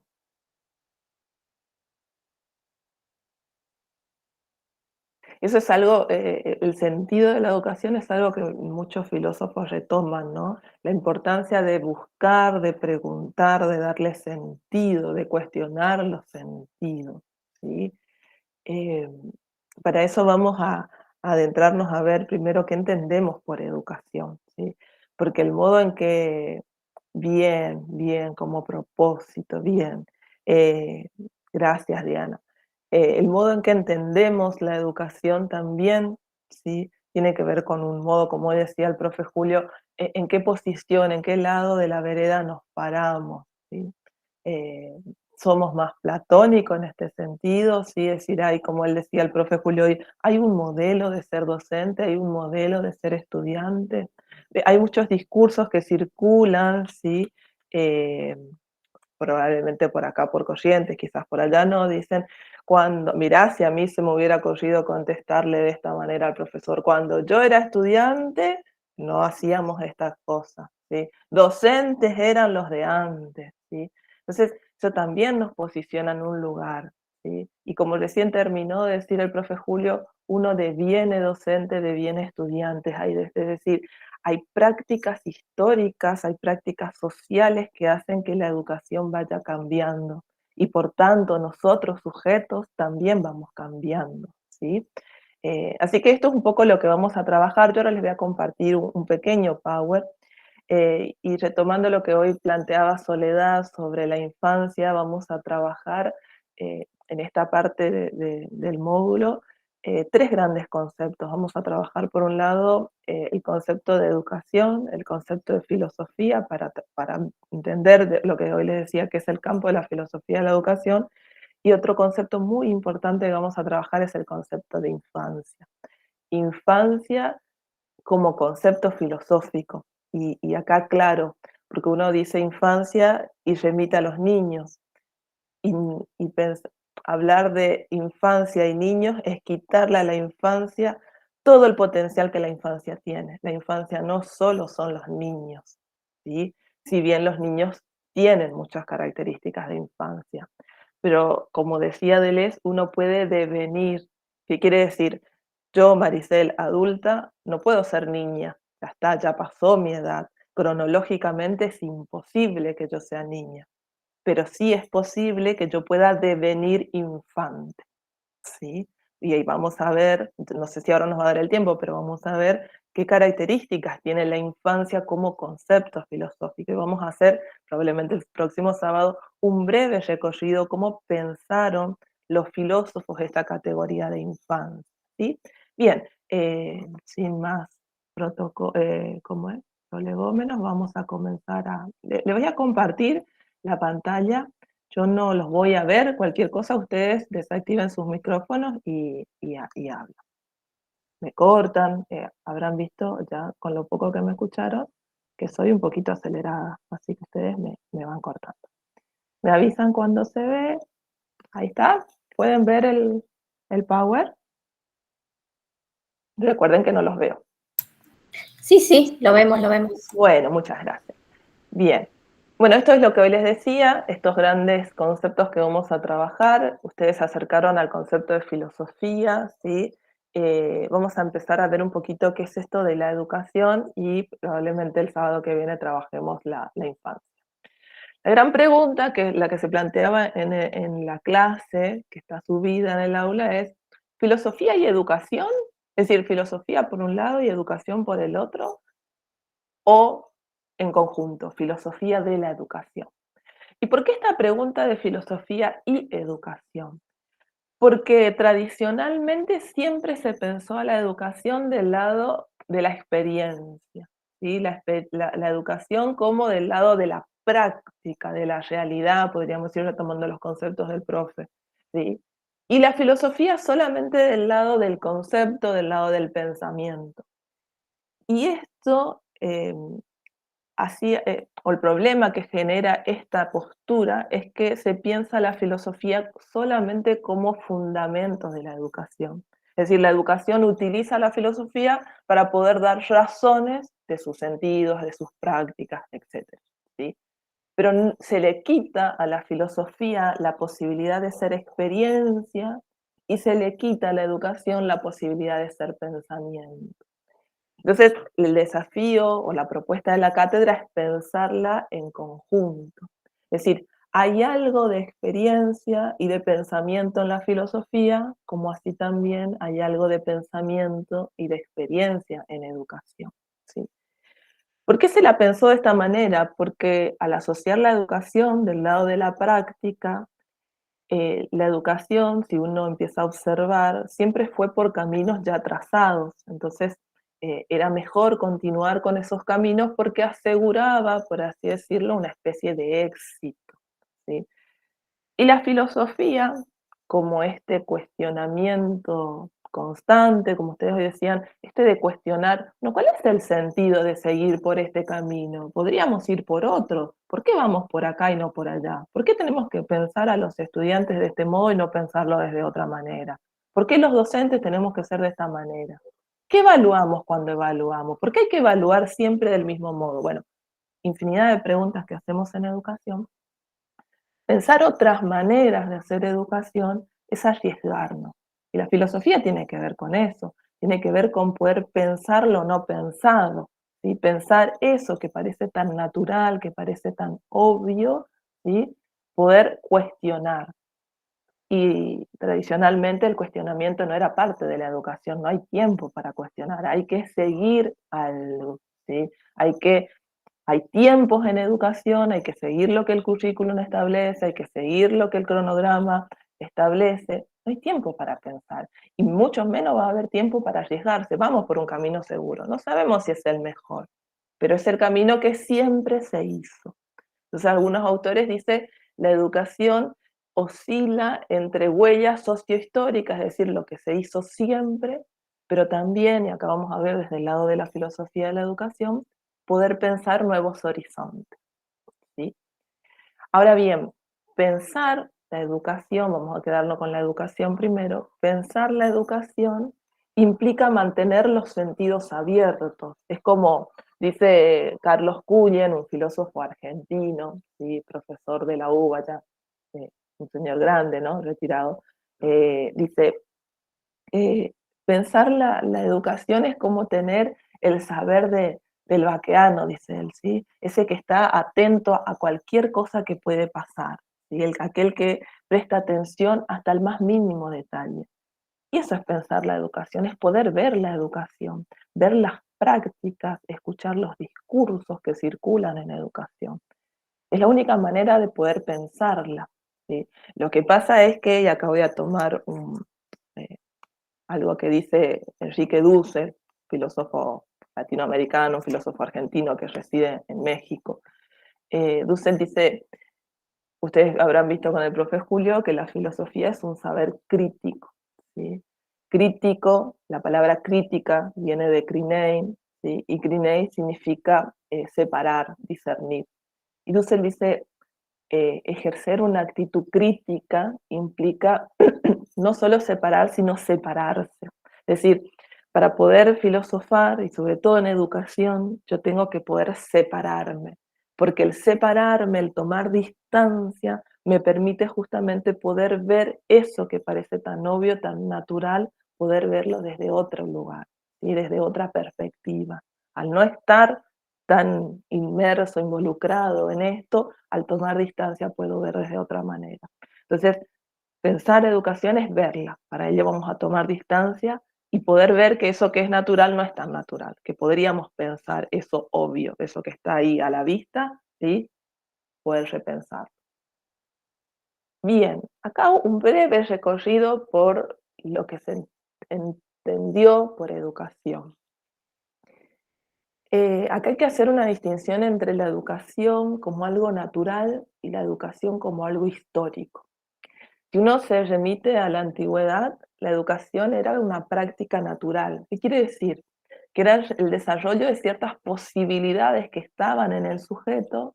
En realidad la palabra sujeto no va a ser una palabra de la antigüedad, sino que estaban en el individuo, y eso es un concepto que encuadraría en el contexto de la antigüedad.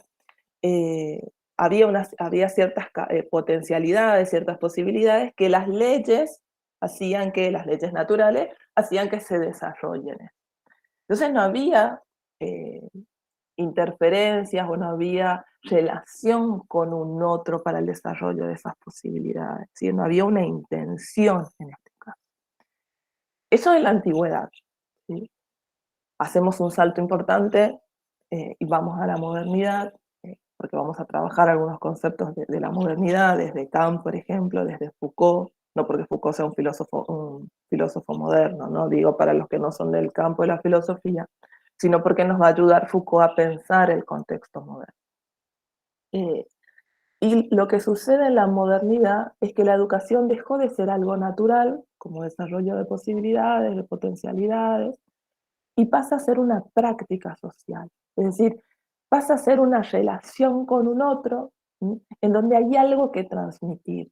En este caso hay un saber que se transmite, pues, y ese saber, dicen los filósofos, es un saber legitimado socialmente. Es decir, no es cualquier saber, es un saber que la sociedad necesita, reconoce y acepta que es fundamental que los sujetos manejen, que los sujetos conozcan, ¿sí?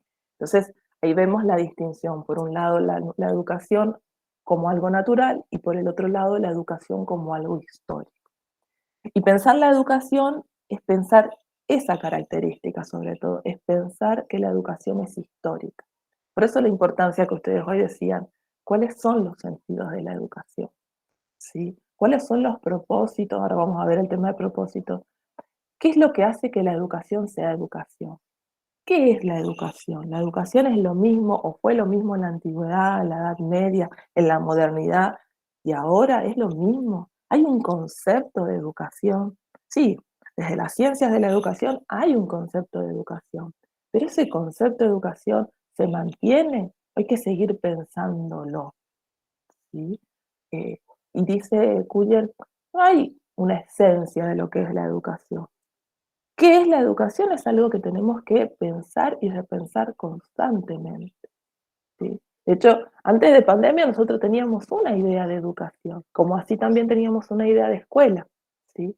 Después de la pandemia tenemos otra idea de educación. ¿Sí? O no, no sé. Ahora vamos a habilitar el debate. ¿Qué piensan ustedes?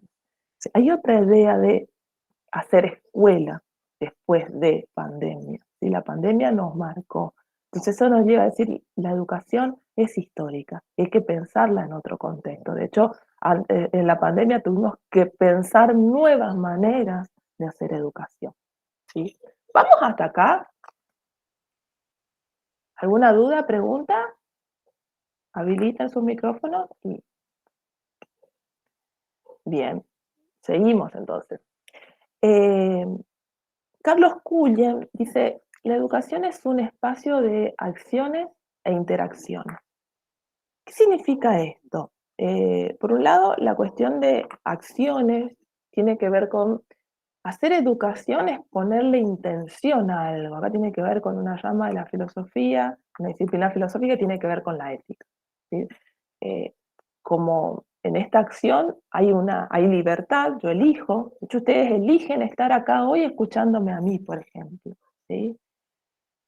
Tiene que ver con una acción que tiene una intención, que hay libertad, y a su vez, como hay libertad, yo elijo hacer esto, me responsabilizo por esto, o sea, me hago cargo de lo que elijo. Y en educación pasa eso, uno elige, ¿sí? Trabajar de este modo, enseñar de este modo, dar tal autores, no darlo, ¿sí? Por eso es un espacio de acciones, pero también es un espacio de interacción. Es imposible pensar la educación sin interacción, es decir, sin un encuentro con un otro. La educación es un encuentro, necesariamente es un encuentro con un otro. La clase que viene vamos a trabajar el concepto de otredad. Un otro completamente otro, dicen los autores. ¿Qué significa? Un otro distinto. No un otro yo o un otro como yo, porque pensar que el otro es como yo es pensar que en algún momento el otro va a ser como yo quiero que el otro sea. O sea, como yo. ¿Sí? Y eso le quita a la educación la diversidad que tiene. ¿Sí? El otro no es como yo, es otro, distinto, no tiene que ser como yo. ¿Sí? Bueno, no sé si no tiene, no debería ser como yo. Si quiero pensar una educación más abierta, más igualitaria, más hospitalaria, ¿sí? Una educación más emancipadora. ¿Sí? En este sentido, Cullen dice, pensar la educación como un espacio de acción e interacción nos lleva a pensar la educación en su dimensión ética y política. Y cuando él habla de ética, en realidad cuando hablamos de ética siempre estamos hablando de esta relación con el otro. Entonces, es imposible pensar la educación como una práctica política o en su dimensión política, si primero no pienso la educación en su dimensión ética. ¿Qué quiere decir? No puedo pensar en la igualdad, en la justicia social, en el derecho a la educación, si primero no pienso en mi relación con un otro. ¿Cómo es la relación con ese otro? ¿Cómo recibo a ese otro distinto que no es como yo o no es como yo quiero que sea, ¿sí? Que es completamente diferente, que tiene sus ideas, que tiene sus modos de ser, ¿sí? ¿Cómo es mi relación con él? ¿Puedo reconocerlo? ¿Puedo aceptarlo? Entonces, en la medida en que pueda aceptarlo, reconocerlo, ¿sí? Recién en ese punto, dicen los autores, voy a poder pensar en el derecho a la educación, ¿sí? Si no, estoy invirtiendo las cosas y pienso primero en la política y después en la ética. ¿Se entiende esta idea? A ver, ahí se los veo.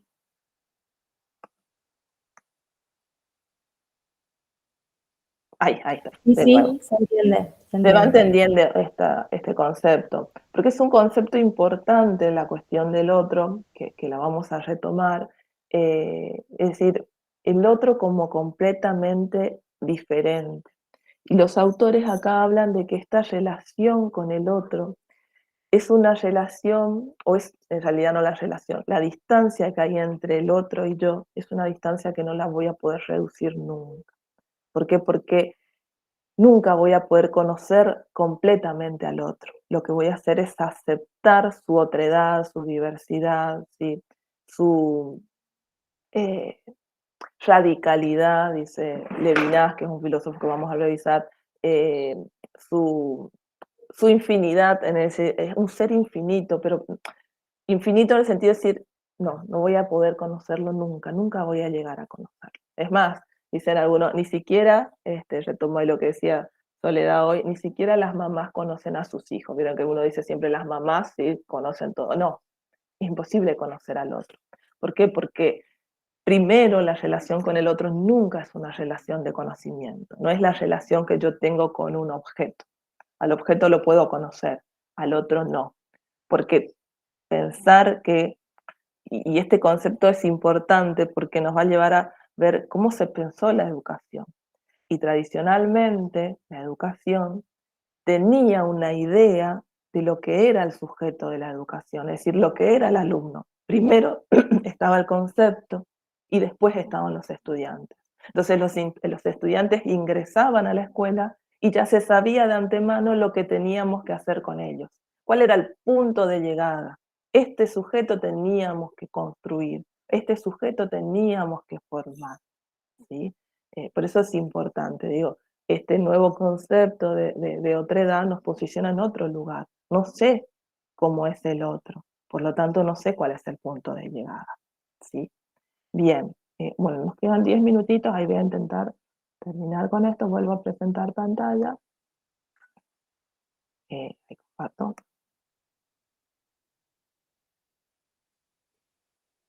Bueno.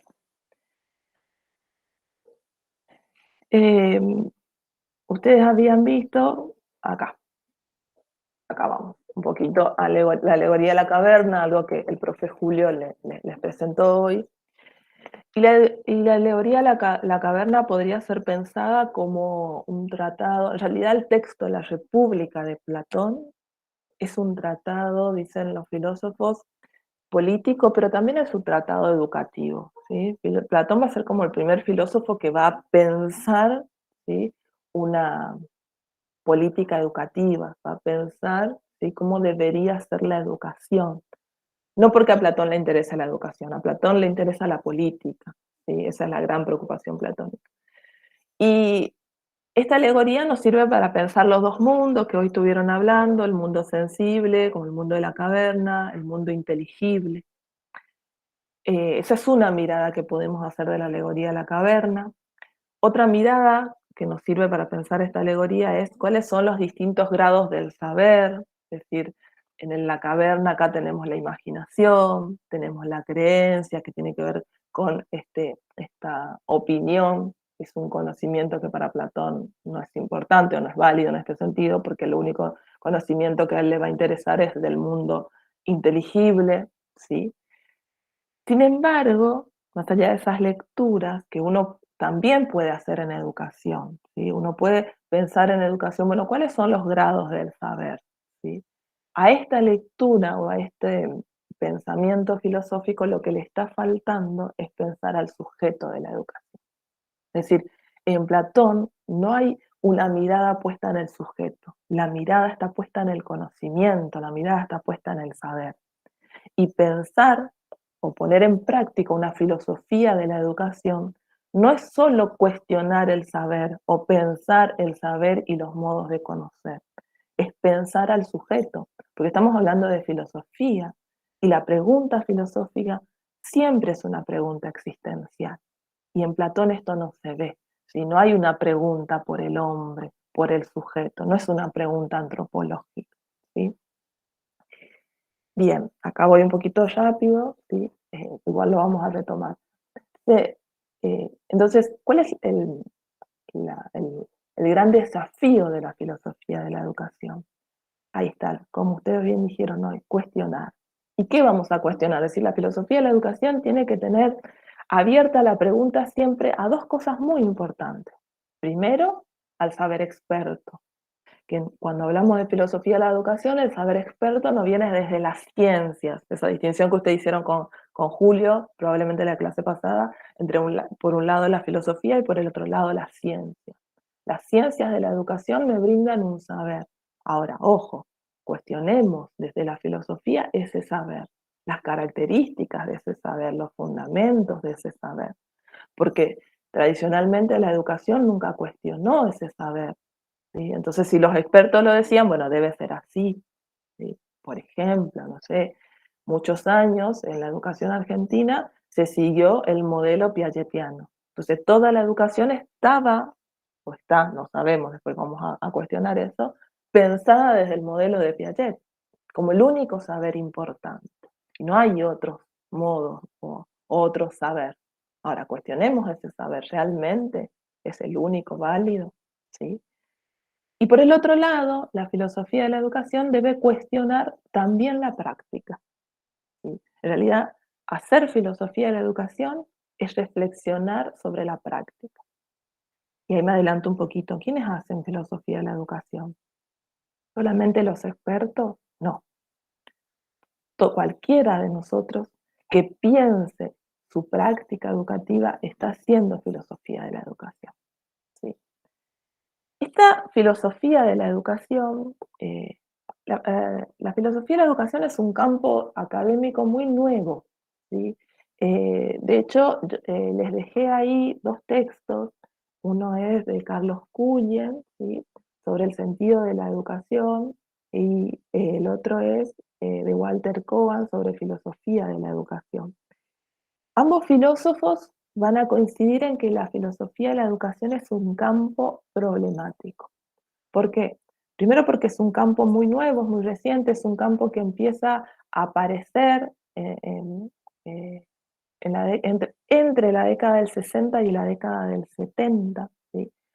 Y está como en esta lucha epistemológica de posicionarse, como decir, que puedan los otros campos reconocerla o reconocer a la filosofía de la educación como un campo académico. Entonces algunos dicen, no, en realidad la filosofía de la educación forma parte de la ciencia de la educación y no tiene ese reconocimiento epistemológico, ¿sí? Eso es un campo problemático. Pero a su vez también es problemático porque la filosofía de la educación tiene como objeto de reflexión, en este caso, a la educación. Y la educación es un objeto también pensado por otras ciencias, ¿sí? Entonces algunos dicen, no, en realidad para eso ya está la pedagogía. Pero la pedagogía no es reflexión. La pedagogía es un campo del saber, pero no tiene que ver con la reflexión sobre el saber experto, sobre la práctica, ¿sí? Entonces, esta filosofía de la educación, desde sus inicios, tiene tres grandes funciones. Por un lado, la función epistemológica, que tiene que ver con este cuestionamiento del conocimiento experto, del saber, de las ciencias de la educación, poner en tela de juicio esto que se plantea como fundamento de la educación. Por otro lado, tiene una función esclarecedora, ya que tiene que ver con ver esta realidad que hoy les decía, es decir, ver la educación en sus prácticas mismas, ¿sí? Es decir, no puede haber un pensamiento de la educación a priori. Es decir, yo no puedo pensar la educación antes de la experiencia o antes de la práctica. Pienso la educación en la práctica, ¿sí? Porque la práctica es la que me va a dar justamente todos estos discursos, estas relaciones, estos objetos, ¿sí? Es la que me va a dar la materia prima para poder pensar la educación, ¿sí? Y una vez que puse en cuestionamiento los saberes y la práctica, voy a poder proponer algo. Voy a poder ejercer lo que algunos filósofos llaman una utopía crítica. ¿Y qué sería esto de la utopía crítica? Es la utopía como este no lugar, ¿sí? El poder pensar un lugar posible, un nuevo camino para la educación. Es decir, no quedarme con lo que ya hay, sino poder pensar algo nuevo, ¿sí? Por eso un no lugar, ¿sí? ¿Qué no es la filosofía de la educación? Hacer filosofía de la educación no es una doctrina de ideas o un conjunto de lo que los filósofos dijeron, ¿sí? Es decir, no es hacer un recorrido histórico por qué dijo Platón, qué dijo Kant, qué dijo Foucault, no es eso la filosofía de la educación. Sí, es cierto que lo que han dicho los filósofos nos sirven para pensar la educación. ¿Por qué? Porque la filosofía y la educación son históricas, lo que quiere decir que no vamos a negar la historicidad de ambas. Pero no es traer a esos filósofos y ubicarlos acá en la realidad como sea. No tiene que ver con eso. Tampoco es pensar los conceptos, las categorías de estos filósofos a la realidad. ¿Sí? Sí puede ser repensar, ¿sí? Repensar cómo pensó Platón a la educación y, a ver, ahora en la actualidad, ¿coinciden? No coinciden. ¿Sí? Pero no es traer históricamente a esos filósofos y que encuadren como sea en esta realidad educativa. Y acá, ya con esto nos quedamos hoy, acá nos vamos a ir al texto de Walter Kogan, que también es un... Kogan y Kuyan serían como los representantes de la filosofía de la educación argentina, ¿sí? Es como los precursores de filosofía de la educación. Esto viene del texto de Walter Kogan, que ustedes tienen para leer, que es una conferencia que él da, y dice, bueno, la filosofía de la educación debería pensarse en estos aspectos.